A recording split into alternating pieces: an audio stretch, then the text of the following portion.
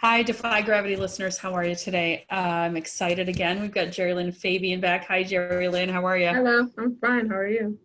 Good, good. I am happy to have you back. Another great conversation.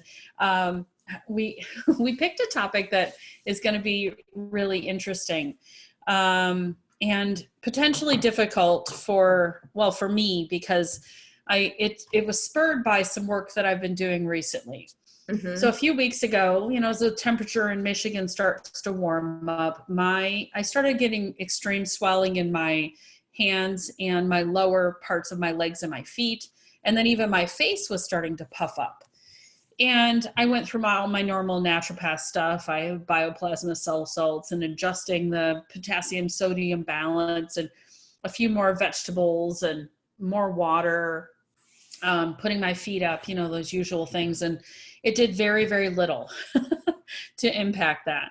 And so I shifted gears. I did a couple of things with essential oils, tried a couple of herbs, really wasn't getting anywhere. And I started digging into the energetic, emotional components of the swelling that I was dealing with and the heat, excuse me. And I cleared a few things. Those made a slight difference. I could see my toes again.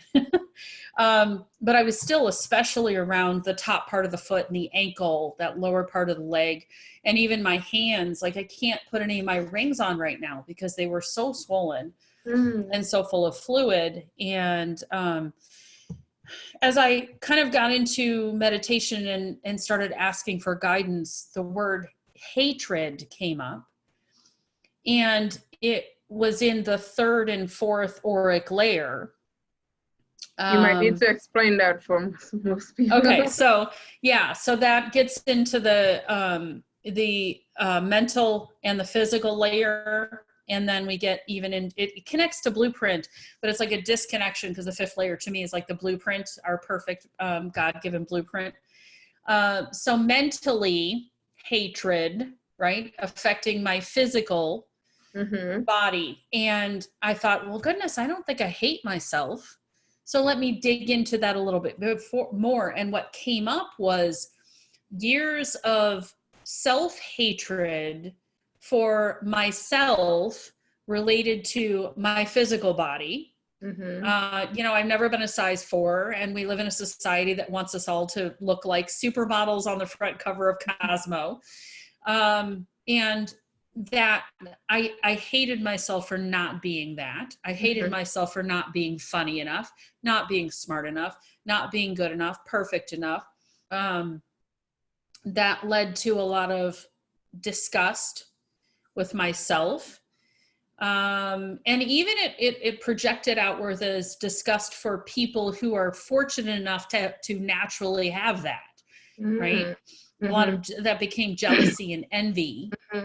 And so I normally we run through like, I need to release all of these things. And that's been my normal response. But more recently I've shifted to let me embrace the pieces of myself that have not had enough love with love. And so that's the shadow work side of things.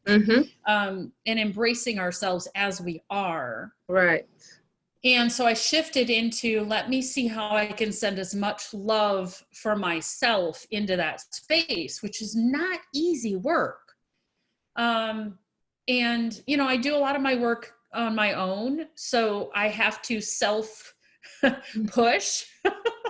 And, those hard things come up. So getting my heart center to balance out and be like, okay, let me send myself some more love, acceptance and understanding, that it's okay that I was there, and it's okay that I said those things to myself, and it's now okay that I love myself, and rebuild that or reconnect to the heart center.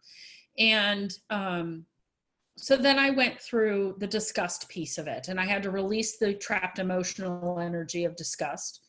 And it was in lots of different spaces. So I felt all these sensations and tingles and movement and shifting, and tears came up. And then Friday morning, we were headed up north to go take a little bit of a 2-day vacation before we kick into the busy summer. And I'd been dealing with an overheating situation in my car. So how interesting that my body's overheating and my car's overheating at the same time. And we put life new just radiator keeps reflecting everywhere, right? Right. It had a new radiator, a new temperature gauge. We get 2 hours from home, the car overheats again. So we end up at a mechanic shop, super nice guy. He tells me what's going on, that it's going to be an expensive fix, and I break down into tears. Now, I realize I'm not crying because my car broke down. I'm not crying because I have to pay for auto repairs. I'm sobbing because it was like the trigger mechanism of this floodgate. Gotta get, let's release all of this sadness that was flowing to the surface. And to be candid with you, it felt like it was all sitting right here. Yeah. Like it felt like I had this, I don't want to think I was being choked, but it really did feel like there was this pressure up into this space, and I can't speak my own truth because my truth is buried under this, I hate myself. Yeah. And so I had to come to the conclusion that I was going to need a new vehicle. And as you said earlier, right, good analogy, time to think about getting into a different vehicle. And now, I have to think about getting into a different vehicle of expression for my own self. So throughout the weekend, I would see, the girls in their cute little summer outfits. And at first it was a lot of jealousy. I'd love to be able to wear those shorts, or I'd love to be able to wear that bathing suit. And, so then I did the internal work, the whole Ponopono, the Pod Poc, the tools that I've got. And that I saw that starting to shift as well. And then I went through dislike. That was the other. I dislike myself. I dislike how strong I am. I dislike how vocal I am. All the things that really are how God wired me, but I dislike those things. Because they do not fit into probably what the expectations of people surrounding might be. If I could, interject, I want to say that just in case there might be somebody listening who totally, I'm sure there are people who totally identify with all of the things you're saying, that I actually admired the first thing that you did, which was to acknowledge that, okay, something is going on inside. All right. And many times people do what we're used to, is putting a Band-Aid or finding the external factors to try and solve the surface issue or the symptoms, but then you decided to go within. And that's another awesome thing. One of the things I tell people all the time is when you get to the point where you acknowledge that there is an issue, you're also acknowledging that there is a solution, right?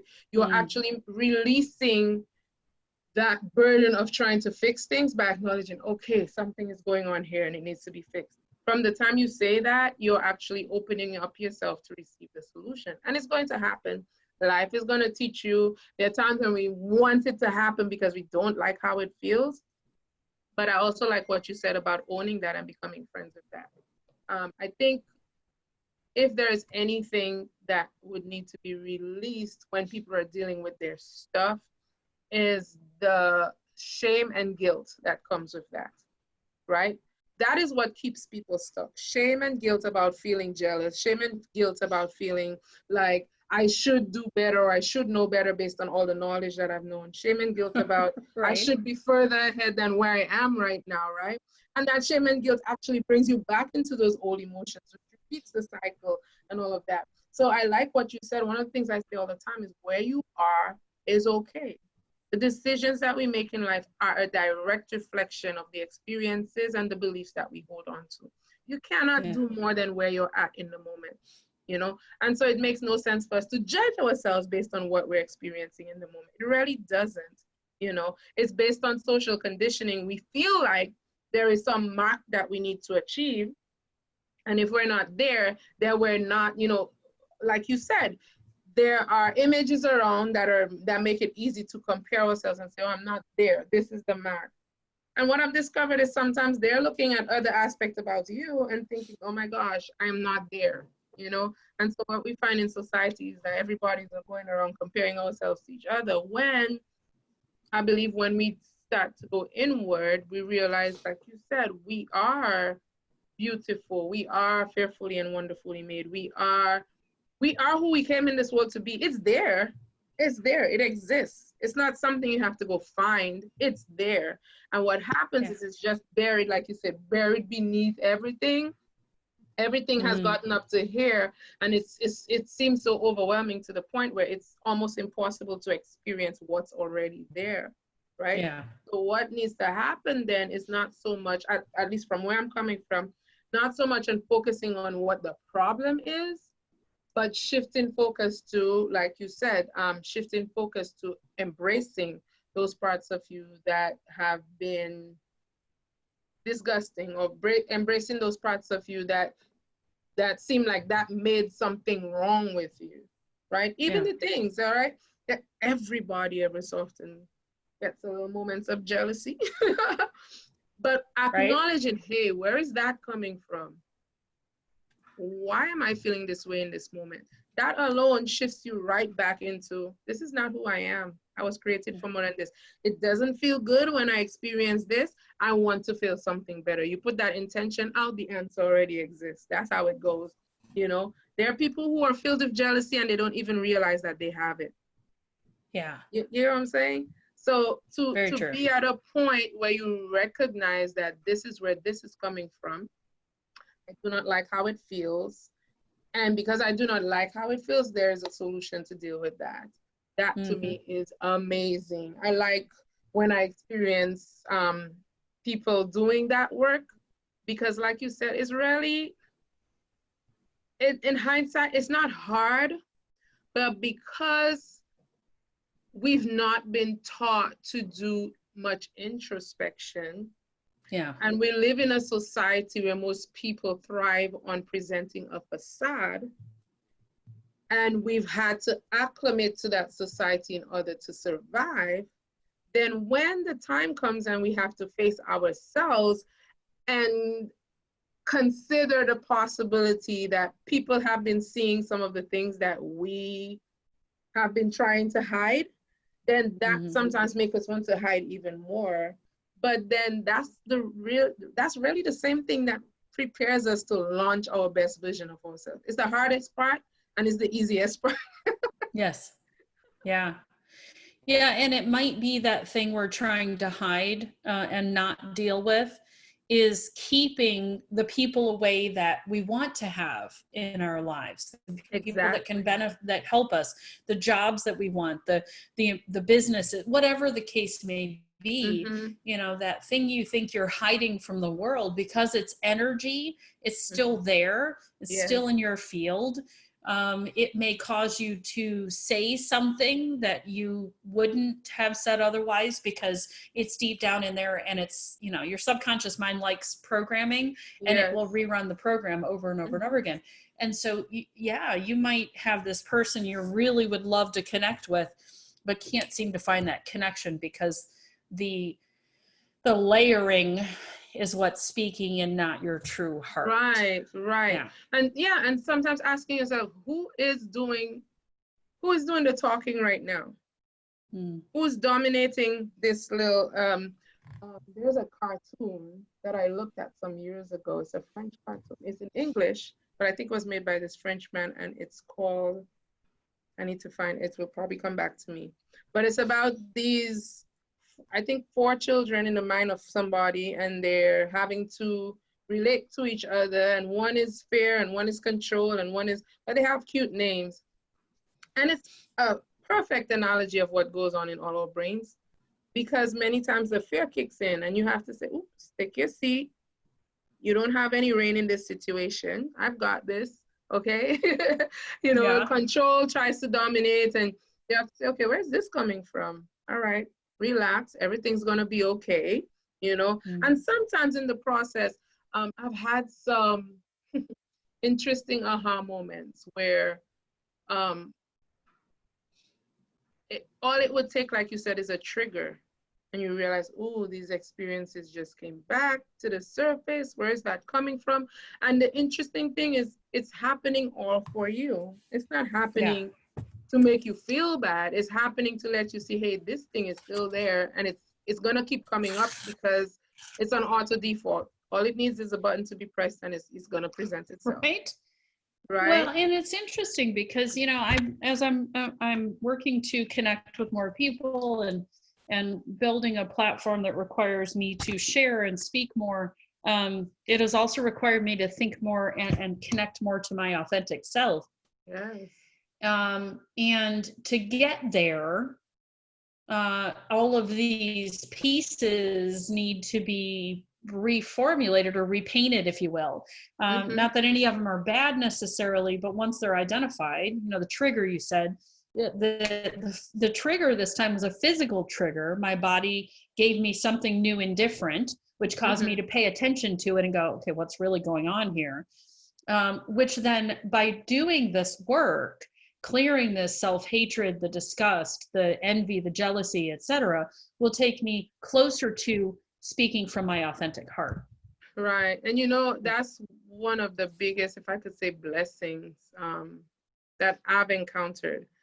Knowing that recognizing what I am passionate about was one thing.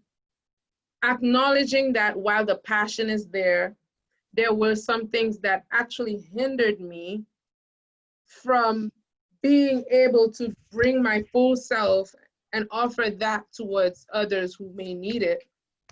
Yes. And experiencing the journey towards that point. And I don't think there's ever a point when anybody ever says, I've arrived and I get there. All right. But being so self-aware that you are mindful of how experiences are contributing to who you have come into this world to be, right? Yeah. So I'll give you an experience. Some years ago, to this day, there's still people who think I'm secretive, but the people who are closest to me know that I'm not. You know, I'm an open book. However, it is a fact that some years ago, there were some things that I would not want people to see about me.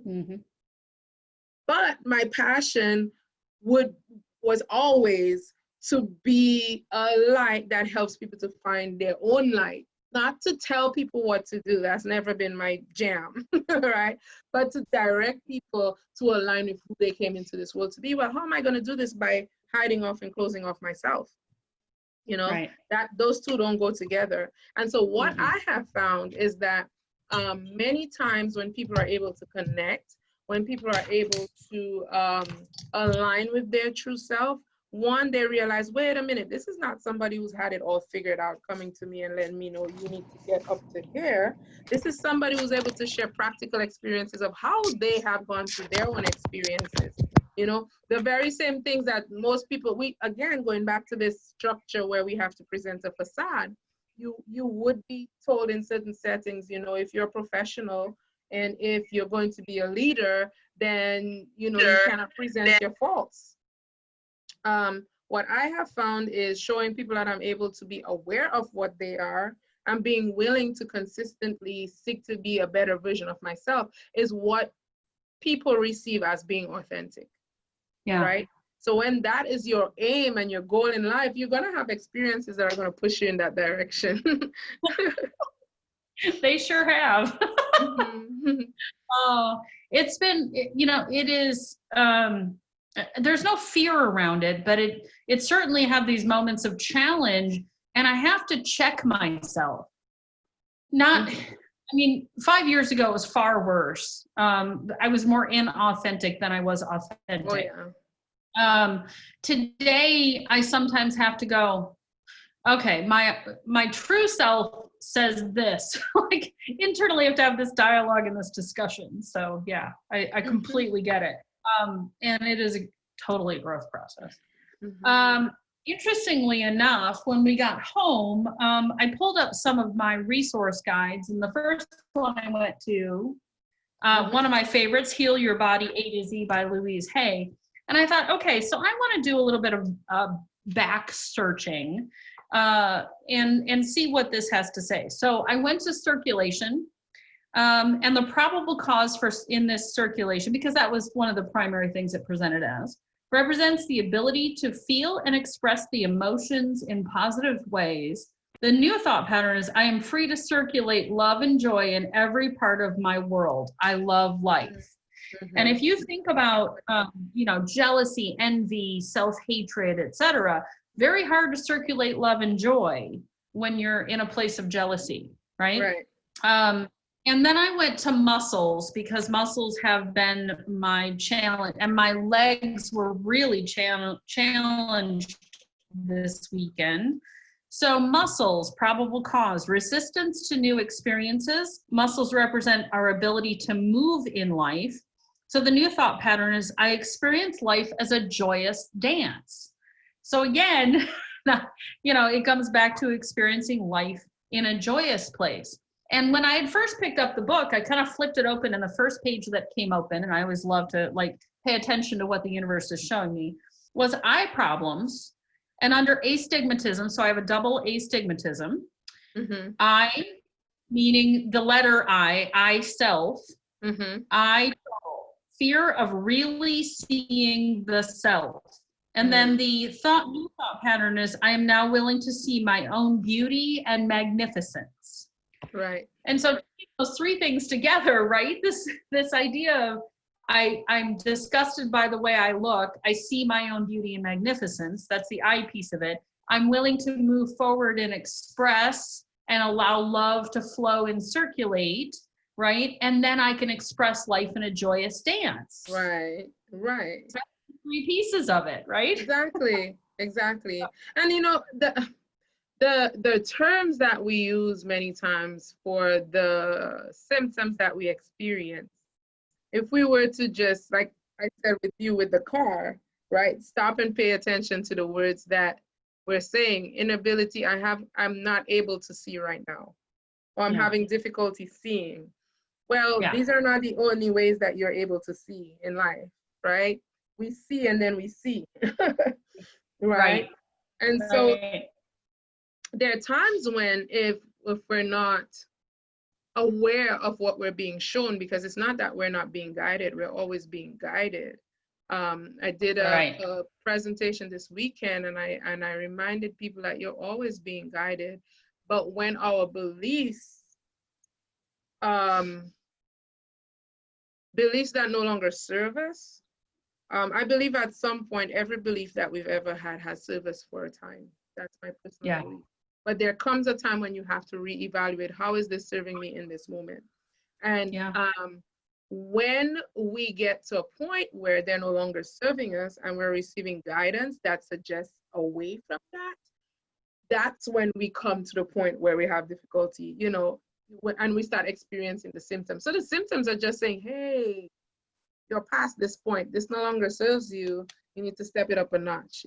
How is this affecting you? And so it then goes back to not even seeing. Our job now is not to try and fix the seeing. Our job now is to try and, I hate the word try, to seek to release what no longer serves us, because trying involves a lot of effort and fight, but it's just a matter of allowing. It's really a matter of allowing, because every desire we have, it's already possible to be dealt with.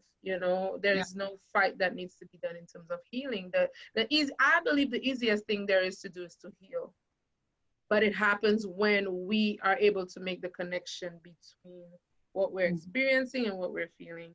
So if I'm being shown something and my belief keeps me stuck, then I ask. I don't sit down and try to figure it out. I ask, show me the belief that I'm holding on to that no longer serves me. And many times I encounter somebody, I encounter a situation that faces me where I have to decide, okay, this is how I've been dealing with this. Where has that been coming from? Is it from a need to please everybody else around me? Is it coming from a place of my connection to family that makes me feel indebted to choose this way as opposed to where I'm being guided? Is it coming from a need to hide myself or to show myself? You know, those are the questions that start coming to you. And then once you're able to be honest with yourself and release that, you know, okay, this is where this is coming from. I see how it's connected to all the way when I was 3 years old, and somebody told me that if I didn't do this, then they wouldn't love me anymore. So I realized that to receive love, I had to perform. And if I didn't perform, then love wasn't with him. Am I saying something? Yes, absolutely. You know, you make that connection and you see how all the way into your 30s, 40s, 50s, that pattern has been continued. You have to bless that little child who didn't know any better, release her, all right, so that the new you can shine. Yeah. Embrace that 3-year-old and show her some love. Yes. Because that 3-year-old, we don't recognize that 3-year-old still exists. As long as we're functioning from the same framework, that 3-year-old is still alive and kicking. Absolutely, because the subconscious mind has no concept of time. Exactly. 3, 33, or 93. Your subconscious mind is still living at that 3-year-old moment that you were hurt or wounded, as some people like to say. So let's talk a minute about tools and things that are helpful. I used Ho'oponopono as a tool this weekend. Love that prayer. It's about taking responsibility for our own actions, right? And our own thoughts and feelings and things like that. So, you know, I'm sorry, I love you, forgive me, thank you. I've heard it said in multiple orders, the 4 key elements: I'm sorry, please forgive me, I love you, and thank you. Those are the pieces of it. I'm sorry that, you know, that was said. I'm sorry that that happened. Please forgive me. And that is, you can forgive yourself along with others. I love you, self-explanatory, and thank you. Thank you for your contribution to creating this, you know, blossoming flower that is here. I agree. So Ho'oponopono was helpful. I did some POD-POC. I did some full court of atonement. I did you mentioned something, the atonement. Can you explain what that is? I don't think I've heard of that one before. So the full court of atonement is an amazing tool. And the idea being that in the spirit world, using the energy of our emotions, we can restore emotional relationships. Now, most of the time we say relationships, meaning us and another individual spirit, okay? Because this is happening on the astral plane, it's happening where the spirits and the souls are. So oftentimes we think of with other people, but we can restore our relationship with ourselves as well through the full court of atonement. It is angel led, and the work is done sort of in the unseen realm, and it is about atoning for, in other words, taking responsibility for our actions, our thoughts, our words, our feelings, and then reconciling that and healing relationship. Healing on the soul level, healing relationship. So there's a karmic piece of it, there's an Akashic record piece of it, there's all kinds of components to full court of atonement. And I've used full court of atonement for all kinds of things. There's an unlimited usage for full court of atonement. It is not always the appropriate tool for every instance, but I also believe that because intention is most important, if that's the only tool you think of at the moment, use that one. Okay. And so we may benefit by having a quick conversation with the lady who was given full court of atonement, Amy Jo Ellis, because she really is this beautiful giving spirit who shares full court of atonement willingly. She wrote a quick ebook on it. She has a great website and even a Facebook page. So that's a really good one. POD-POC is part of Access Consciousness. It's the point of destruction, point of creation. So we're running along like the 3-year-old instance. We're running along and we're innocent and everything's great and we're happy and joyous. And then at this very moment, it destroyed that piece of happiness and created sadness or created grief or disgust or envy or whatever was created. So using POD-POC, we go back to right before that moment, and it basically erases the energetic emotional memory there. You may remember the experience, but it will not have the energetic fuel behind it. It will not emotionally control you any longer. Okay. So that's a really good one. I used a visualization before that. It's a flow visualization that I've been given related to bridges and water. It's very hard to explain. It would take a long time to explain it. But I'm putting in my empath energizing program because it's a very, very powerful process. I do it intuitively, so I'm not ready to teach it because of it that have been revealed to me intuitively, but to translate it into words, it's not fully there yet. I totally get that. Right. So, and then using essential oils. So I came home and I used acceptance. That's a great blend. Bergamot, however you want to pronounce it. Orange, any of the citrus oils. I found myself lathering myself in lemon all weekend because that's a really good brightening, uplifting, lemony sunshine. Lots of crystal work. Were you led to any particular foods? I'm curious. It's interesting you say that because we were traveling and we normally on a vacation, you're like, I can eat whatever I want. Well, I do still don't eat 100% of what is available to me. But it was interesting because I was led to eat more salads than I normally would have.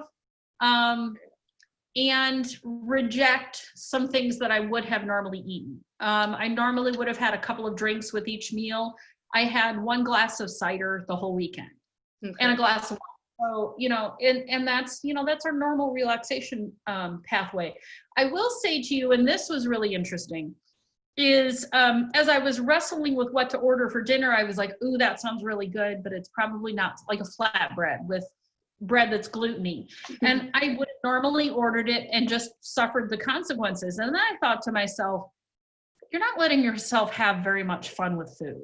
That's the reason I asked. Right? And I reconciled it is that I'm having fun with whatever I'm eating, whether I'm eating a flatbread or a mushroom or a salad.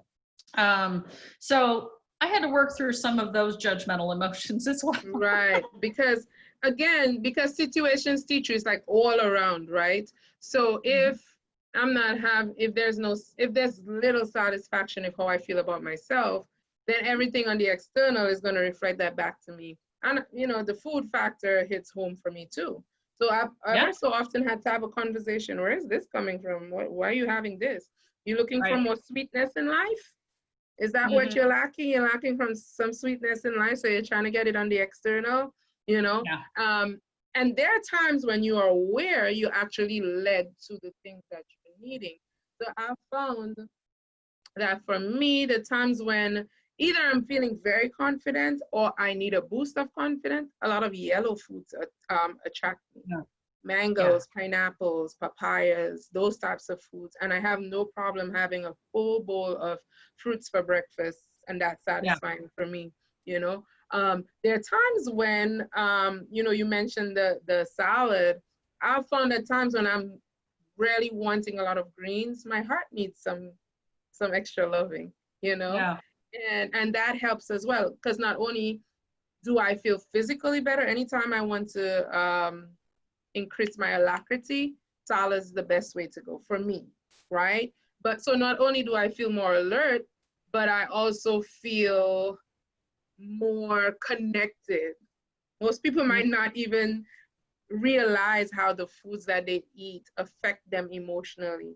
So what I realize is when I'm eating more salads and I feel more alert and I'm more aware, I actually do feel more connected and aligned with people around me. And so that's, you're talking about different means, and I thought I'd ask that, but I'm not sure if you were continuing to explain some of the protocols that you've been using. No, it's fine. I do want to make one other point that I feel very strongly to make is that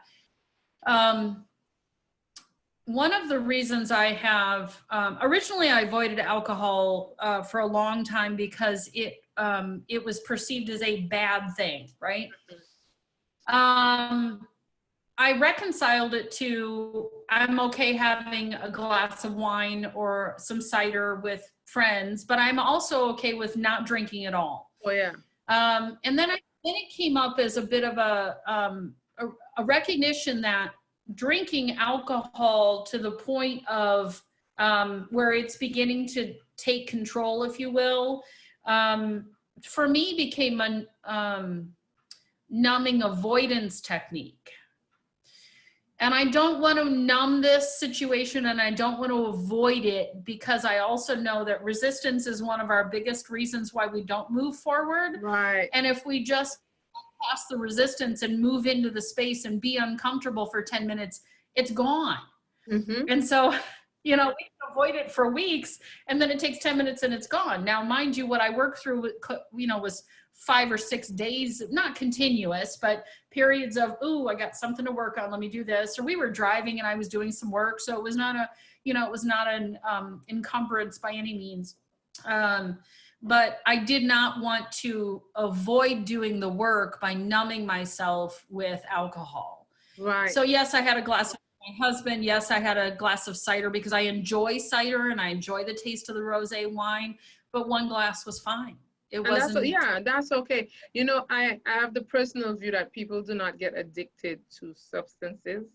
They get addicted to how they feel when they have those substances.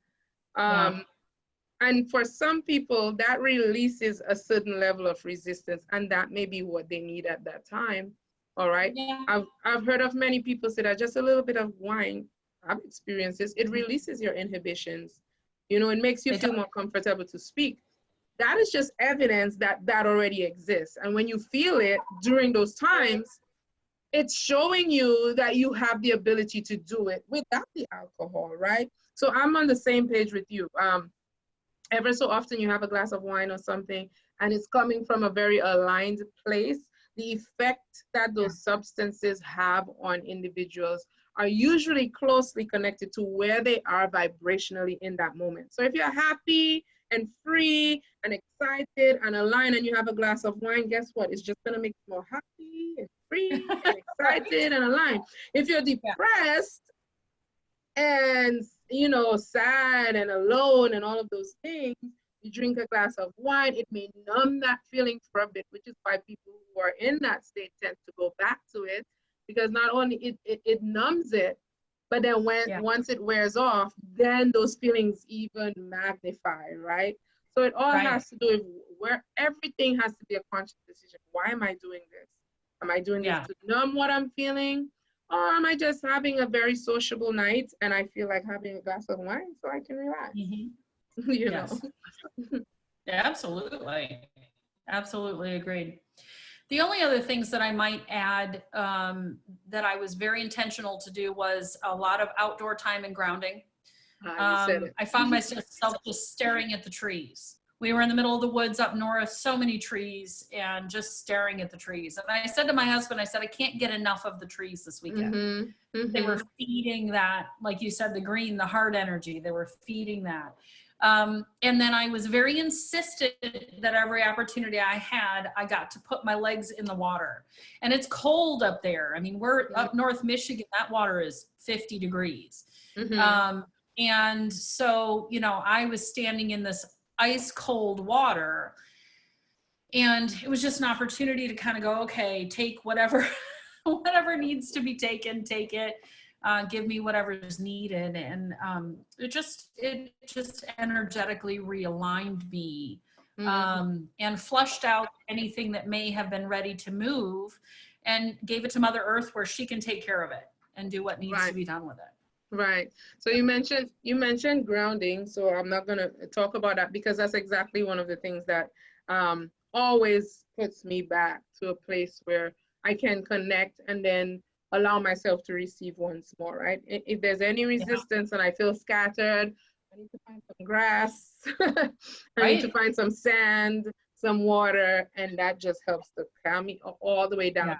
Or exposing myself to the sunset. That also Oh helps yeah. me quite a bit. I have always, even before I knew any of this, I've just always loved sunsets. And Yeah. what I'm realizing now from a conscious place is that it helps to, I mean, I know the effect on the pineal gland and all of that, but it also helps to ground me. If I'm outdoors or on the sunset, bare feet, that just helps to ground me. Um, Interesting you mentioned and excuse me, the atonement stuff.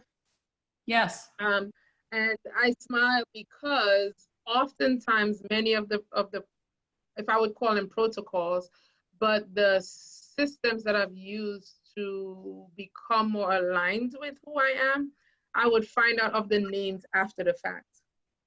Oh So yeah. the first thing I started doing way back years ago, before I even knew any of this stuff, was I was led to, at the time, it was all about prayer. Everything was prayer, prayer, prayer.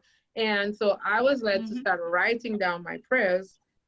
My quote unquote prayers look completely different now than how they used to look back then. But what I realized was that the writing helped to transfer the scattered thoughts to outlet where I could, it was a form of releasing all of the extra chatter that was going on, putting it somewhere else so that my brain had the capacity to embrace other things.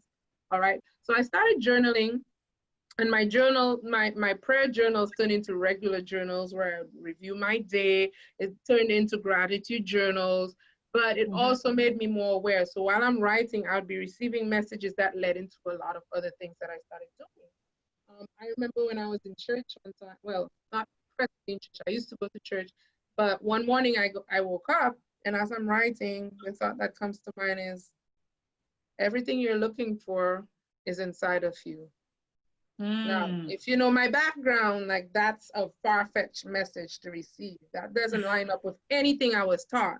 Everything that I'm supposed to be looking for is up there. So this message comes to me, everything you're looking for is inside of you. I didn't know what to do with it. I put it on a poster and I placed it on the wall. And after that, what I realized is all the messages would come to me so that I can follow through on. And one of those was, I mentioned earlier, writing a letter to my younger self based on what this older version of me knows, and with an awareness that that younger self was still dominating parts of my life. I had to communicate with her to release her, right? And that's when it came to me that your brain really has no concept of time. I read this after the fact, you know, but in the moment while I was writing and I experienced the shift, I released her, and she had no part in my current life, you know, anymore. The only time I ever go back to her is when I forget who I am, because that younger child also reminds me who I am. You know, she was the child who always likes to engage people and laugh and talk and play. So every time I find myself uptight, I look back there and I said, this is who you really are. Bring that out. You know. I can't speak enough about meditating and sitting still, finding time for yourself. And based on what you're experiencing in the moment and your body speaking to you, really just turning inward. If it's, like you said, difficulty seeing, I just ask, show me what I'm not seeing. I can't fight to see what I cannot see, but you're going to show it to me, and I'm ready to receive. I make myself always ready to receive.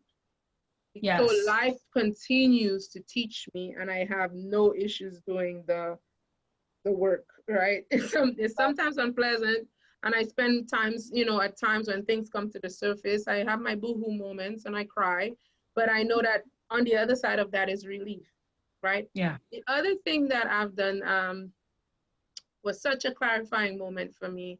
I learned this from Abraham Hicks. When you know what you don't want, you know what you do want. So I've spent less time focusing on what I don't want. I acknowledge that since this is something unwanted in my life, the other side of this exists.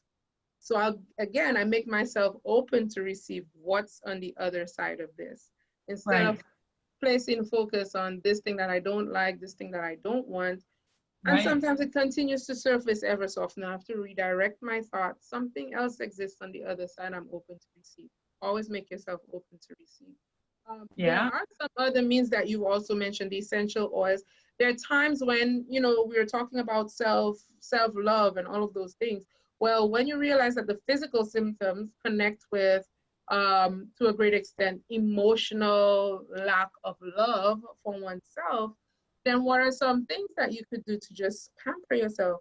And I've had to ask myself, what are some, for me, I'm still single, but some years ago, I remember asking myself, what are some things that you would like for this person to do for you? And why Yeah. are you waiting for somebody else to do it for you? So I go to Right. the grocery or the supermarket, and if I see some beautiful flowers, guess what? I'd buy it for myself and I place it on the table. Um, Right. you know, go for a massage, get my feet done, put the essential oils on with some nice music, a good book, and a glass of wine. Right. Dim the lights and enjoy it, you know. And what I found was that when I started pampering myself, I remember the first time I got taken out and I was given a bunch of tulips, my favorite flowers. I didn't tell anybody, you know, but I received it because what I received was that when you start taking care of yourself, you teach people how to treat you. So Absolutely. what I have found is that everything I receive now from the external has come as a result of me learning to love me first. And it's Yes. almost like I'm telling people, hey, I value myself. So if you're coming close to me, guess what? Right. Right. Yeah, It's yeah, not, you know, the allowing or the being open to receive, the experience may not be immediate. It might yeah. be that you get, you know, a friend sends you an article, or you have a television show that you're watching and a moment just gives you something. Mm-hmm. And it's those moments, because you're aware of it, that you have that, like, oh, that's the answer I was looking for. Exactly. Those are fun moments, because it Mm-hmm. literally, when I was standing there sobbing because my car needed repaired, and I was like, are you that upset over the car? And I'm like, honey, this isn't about the car. It isn't at all about the car. Well, what's it about? And I said, yeah, it's because it's, you know, whatever. And it was those moments that I got an opportunity to connect with what was going on. And so, yeah, those awareness moments are really nice, because it does give you those, the whys you've been looking for, that often leave us stumped. Like, why am I still stuck here?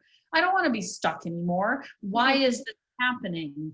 And then all of a sudden you'll have an article appear, or someone will hand you a book and tell you, hey, I'm reading this super cool book, I think you should read it too. And you order it off Amazon, and you have no idea why you're ordering it off, and or Barnes and Noble, and you get it in the mail and you flip it open and you go, oh. Exactly.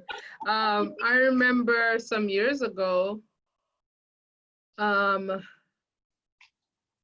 just like you mentioned with me, food has always been a comfort thing. And Yeah. so I've had a better relationship. I remember one morning, I'm saying something, but I was going back to how this came to me. I woke up one morning, my friend and I, ever so often, we go through our goals together. And I remember writing on a paper, I said, I want to have a spiritual relationship with food. And she said, oh my God, I don't know where you got that from, but that sounds amazing. I said, yeah, I just had this thought that I don't want to struggle with food. I want us to be friends. I want us to have a spiritual relationship, just like every Yeah. other area in my life. It was a Sunday morning, and later the day, TV was on, and here is Oprah speaking to this lady who's talking about a book that she had called, hold on, I have it right here. I want to say it. Women, Food, and God. Oh, Women, wow. food, and God. And I thought, well, if this isn't for me, I don't know who it's for, right? So right there and then, while I'm looking at Super Soul Sunday, I get on Amazon and I get it right away. Right. You know, because I thought, okay, I put the question out there. Here's the answer. Why not? You know. And to be honest with you, I have not completed. It's been a while. It's been a couple, maybe 3 years now. I've not completed the book. But what stood out for me was, here it was, I had a desire, and here was the answer coming to me. I didn't have to go looking for it. It came to me. And what I discovered was just the fact that I had put that intention out there. That was just one avenue. I read one chapter and I was like, oh, I got it. And then experiences started lining up with that chapter that I read, and everything just came together for me. You know, there's still days, there's still days. But one of the biggest things, like I said before, you tell yourself where I am is where I am, and that's okay. You know, it has to be okay. Once someone gets to the point where something is no longer an issue, you don't have to teach to them, you don't have to preach to them, you don't have to convince them, and you don't have to try to control them. It just falls away naturally. Yes. Yes. And you made a good point, is you say, what is it I need here, or answer the question why. Right. What is it that you're trying to show me in this moment? Yes. And then release it. Because if you stay focused on it, it's almost as if you put this resistance barrier up. Yeah. Because you're focusing on where you're stuck instead of where you're going. Exactly. It becomes a focus on the problem now, and then you can't see the solution as long as you're still on the problem. Right. Absolutely. It was Einstein who said you can't solve the problem at the level of the problem. Exactly. It's two different vibrations. Absolutely. It's two different once I heard, I think it was Abraham Hicks, once I heard that, I learned, I would say, it resonated. When I hear something and it just clicks, it's because it's already there, right? So yes, I, being in church and hearing people praying about the same thing over and over again and not getting any answers, I would ask the question, like, what type of God is this that I have to keep begging you over and over again? And then one day I heard Abraham Hicks said that the vibration of the problem, of the prayer, and the vibration of the answer to the prayer are two different places. So if you want the answer, you have to get off the asking and start thinking for the solution. Yes. That to me was like, boom, there's the answer right there. I get it. Right? Absolutely. Because there's a lot going on in the world right now, and I consistently see people on Facebook and on Instagram, I'm so afraid, this world's falling apart, those kinds of things. And, I'm praying that, such and such goes away. And I'm like, don't pray that it goes away. Pray for what you want. Exactly. So if you want children to be freed from sex trafficking, pray for freedom for children. Okay. Right. And ask for what you want and that's exactly right, because the vibration of the solution is at a totally different frequency than the vibration of the problem. And guess what? And that power versus force, where fear and anger are down here and love and compassion are up here, vibrating in a completely different place. Right. Something that I've become very aware of is that we really do live in a parallel, for lack of a better term, parallel universe. And whatever you're experiencing at this time, it's okay because that's where you're at. But whatever you're experiencing is a direct reflection of where you are vibrationally. Because while there are some people experiencing all the problems and doomsday happening around them, there are people who are seeing all the opportunities that await. There are people who things are really turning around for them in the midst of this crisis. There are people who are building so much hope after being in a place of destitute in the midst of this crisis, right? So wherever you shift your focus to, that's what you're going to experience. I'm not asking anybody to try and work to make it happen. I think the first thing to acknowledge is this is where I'm at in the midst of this, right? Yeah. But to also acknowledge that whatever emotion you're experiencing in this moment, something equally, something exists on another end of that same spectrum, all right? To the magnitude that you feel depression is to the magnitude you can experience bliss. That bliss exists, right? So the fact that you're experiencing this right now is evidence that you can experience the other side of that as well. Yeah. That's powerful. That's very powerful. Well, I think that's a really good place to close for today. That's Yes. amazing. Yes. Thank you. You're And welcome. do you have any more to add? That No, was I super think powerful. that was good. Boom. Yeah. I grab my mic and drop it, but I don't want to break it. So that was a mic drop for sure. So thank you. Awesome. That was incredible. Thank you I so enjoyed much. the conversation today. And very appropriate for today, because what I see is a lot of people that are very not loving themselves, and boy, we want so much more for ourselves and many other people. So, all right. Well, good. Thank you again, Jerry Lynn. And I look forward to our next conversation as always. Me too. All right. All right. Bye. All right. Bye-bye.